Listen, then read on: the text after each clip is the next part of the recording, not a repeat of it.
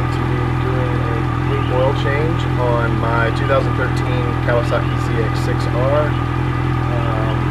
I'm going to cover all the steps that you're going to need to take to get the oil changed and the filter. I'm going to cover everything that you're going to need, and yeah, I hope you have fun watching this, and it can maybe give you some idea of what you need to do when you have to change the oil on your bike. What I'm actually doing right now, which is warming the engine up. You want to have the oil nice and warm so that it'll flow out of the oil drain pan nice and easy, and you can get all of the old stuff out of there. So I'm going to let this warm up, and I'll be back in just a few minutes to cover the next step.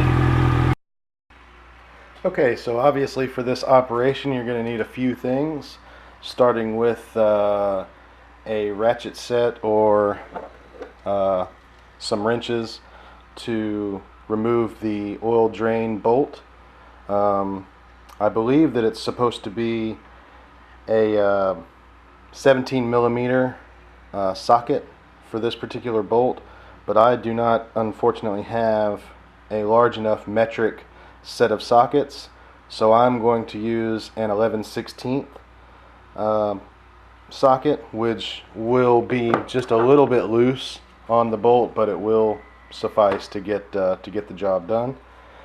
I'm also going to be using the K&N oil filter for this particular oil change. I particularly love these filters because anybody who's taken the stock Kawasaki filter off on a new bike will be able to tell you that the the thing is on there so tight that it's almost impossible to get off, and you have to use one of those oil filter wrenches, something similar to this, which I have, and that's what I used to take off the original filter, but it was still a big gigantic pain in the ass. So with the K&N filter you can just use your same socket, I think it's still 17 millimeter, to screw off the very top of the filter, and it comes right off. So it's really a great feature to have, when you're in a hurry and you want to get shit done. Also, I'm going to be going for the second time with the Shell Rotella T6 5W40 synthetic engine oil. The nice thing about this stuff is you can get this whole gallon jug for about 20 bucks, and it's full synthetic. It is, if you look on the back here, you can see it's actually JASOMA certified. It is certified for motorcycle use, and it's really good stuff. I've used it my last 2 oil changes, and it's worked wonderfully. You also, of course, obviously will need a funnel to pour the engine oil into. You'll need a some kind of a container to catch the old oil in. You obviously can't just dispose of this stuff anywhere you want to. AutoZone actually does oil returns for recycling, and that's what I did. I took my old oil to AutoZone, and they emptied my container, and everything was great. So anyway, we're going to get moving to the next step, which is removing the oil drain bolt. Be right back. Alright, so here we are underneath the bike, and I've got my oil container here ready to drain the old engine oil into. A real quick pro tip for this particular step is that the oil will flow out of the bike really fast, and it'll actually squirt a good 6 inches ahead of your oil drain bolt. So if you put the container back here right underneath the bolt, it's going to shoot right past your container and right onto the driveway. So you want to have this container a good 6 inches or so ahead of the bolt so that it can catch the oil as it flows out. And basically I'm just going to start undoing this bolt.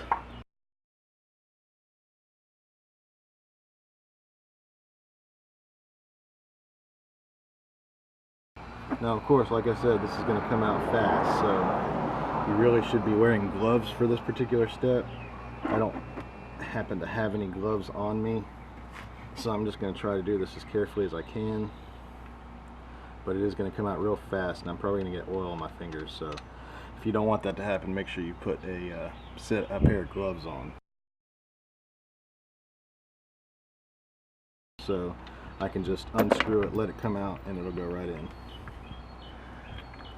You can just watch that oil come right out,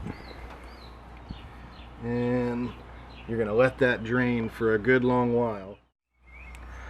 Okay, so now that the engine oil has pretty much drained out of the bike, the next step is to remove this, which is, of course, the current old oil filter. It is, as I said earlier, another K&N 303 unit that I installed the last time I changed the oil. The reason I did that, of course, was because of this 17mm socket on the top. You know, never minding the fact that the K&N is just a better engineered oil filter. This right here really just makes the oil changes so much easier that in and of itself is enough of a reason to go with this particular filter. So as I said, I've got this is actually a 11/16 socket, but it'll still fit the 17mm head on this filter. And here's another quick tip before I get to that. I took a piece of a plastic cup, just a regular Solo cup, and I cut it. And what you do with that is you're going to stick it up under here, just like that. Let's see if I can get it under there, the oil catch. And what it's going to do is it's going to catch the oil that comes out of the filter and hopefully direct that oil out to my drain pan here. There shouldn't be too much oil left inside here, but there's always a little bit, and that'll hopefully just keep me from covering the side of my bike with oil. I'm not sure if this is actually going to be long enough, so you might want to use something a little bit longer. I'm probably going to cover this with some tin foil just to make sure that it doesn't get on the side of the bike. But yeah, that's about it. Okay, as you can see here, I have covered the side of the bike with some tin foil. May not be the most elegant solution to the problem, but it should keep oil from getting all over the bike, which is basically the whole idea. So I'm just going to take my socket, stick it in here, and start unscrewing.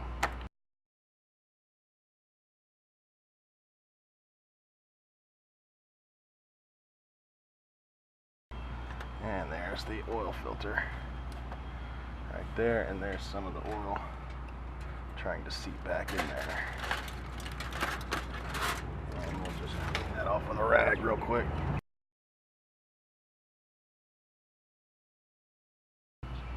Old engine oil filter, and the new one is about to go in. Alright, so now the next step is to replace the drain bolt, which I've already started doing. Here it is. Don't forget the washer that goes on it as well. I had a bit of a spill here. I should have put the bolt back on before I took the oil filter off, because once air was introduced into the system, a little bit more oil spilled out of the drain pan. So yeah, definitely should put the drain bolt back on first. It actually does have a torque spec that you're supposed to use, but I've always found that just tightening it, you know, reasonably tight is good enough. Alright, so now we've got the new K&N filter. As you can see, it's KN 303. That's for use on this particular motorcycle. If you do not have a 2013 ZX-6R, you need to look up your specification for oil filter on the K&N site or on whatever bike manufacturer's site that your bike is.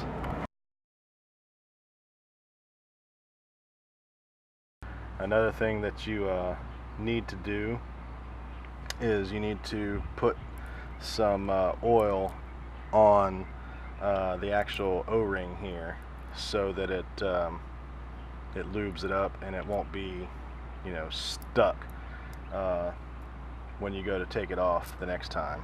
So you can actually just use some of the old engine oil that you have in your drain pan, and that'll work just fine.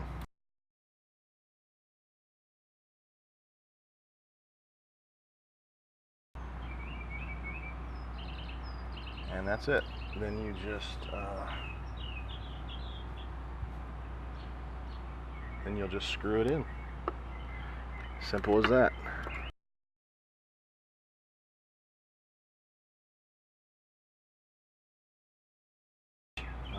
Most people will say hand tight is enough, and I agree, hand tight generally is enough, but I like to put just a little bit extra on it with the socket, just to make sure that it's secure. Basically just a quarter turn or so should get it on there reasonably securely, and that pretty much takes us to the next step, which for me is cleaning up a little bit of this mess. Okay guys, so now it's time to fill the bike up with oil. As I mentioned before, I'm going to be using the Shell Rotella T6 full synthetic. Obviously the oil goes into this cap right here.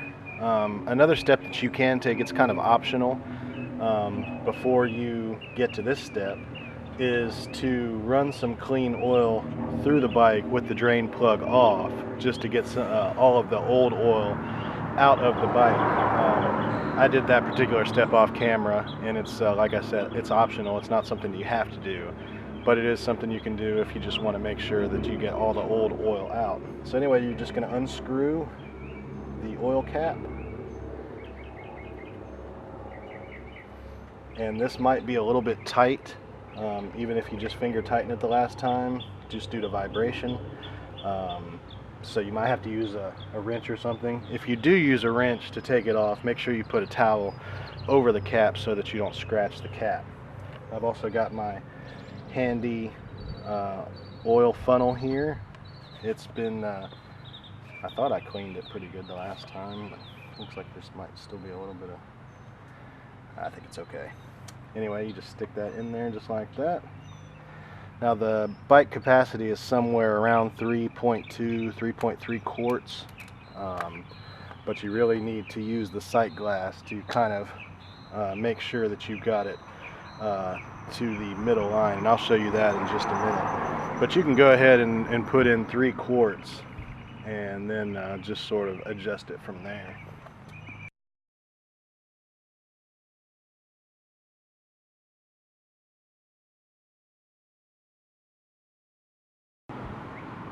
The total amount is about 4 quarts.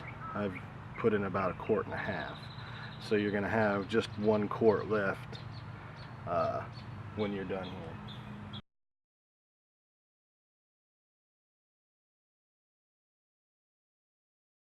Now, what I'm doing here is I'm just checking the level every time I throw it in there. I'm trying to get it down to that 1 quart mark.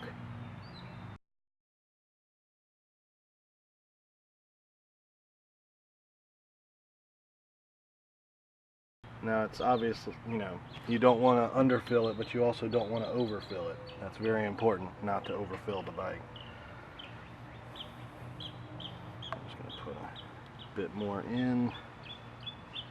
Now we're at exactly 3 quarts. Now you're probably not going to have gotten all of the oil out, so it's not going to take the full capacity to fill it back up. And that's what, you know, the sight glass is for, and I'll show you that in just a second. Okay, there's the sight glass there, and I'm not sure how well you can see that,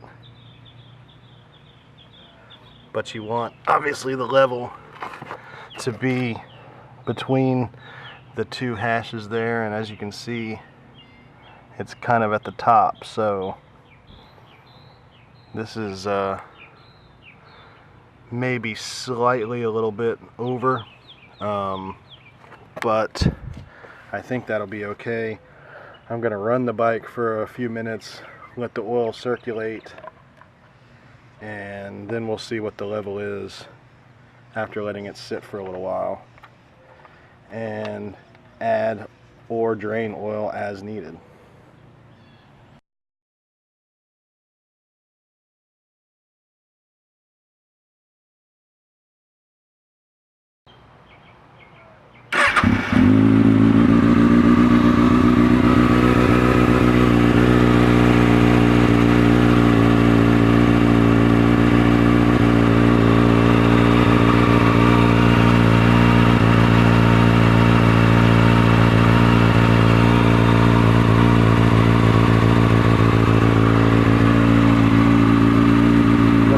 Circulate now. Remember that the oil filter was empty when I put it on, so that's going to take up some of that oil that was excess. And right now I'm just looking, making sure there's no leaks anywhere, checking the oil filter.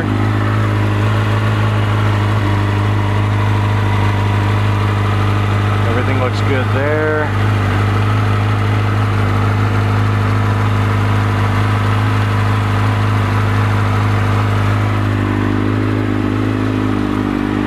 Let it run for a little bit, and then I'll let it sit for a little bit, and I'll check the oil level again, and it will probably be a little bit low, and I can go ahead and add some more oil.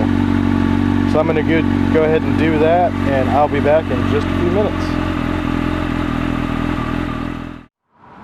Okay guys, so I have let the bike run and then sit for a few minutes, and as you can see now, the oil level, I don't know if you can see that or not.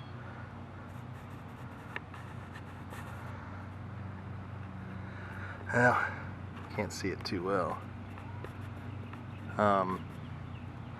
But the level is now at the lower mark, which means I do need to add just a little bit more.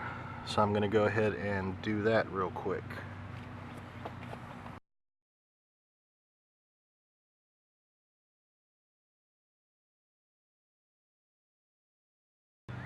Level is at the top line. You're supposed to put it kind of between the lines, but there's still probably going to be a little bit more settling of the oil. So I'm just going to go ahead and leave it there, and then I'll keep an eye on it over the next ride, and hopefully that'll be it. And there you have it, guys. Thank you very much for watching my quick and dirty tutorial for changing the oil on a 2013 Kawasaki ZX-6R 636. I hope that this has helped you in some way. I know this is certainly not the first oil change guide on YouTube for this particular bike, but I hope that if you run across this video and you liked it, please subscribe to my channel and like it, and I'll see you next time.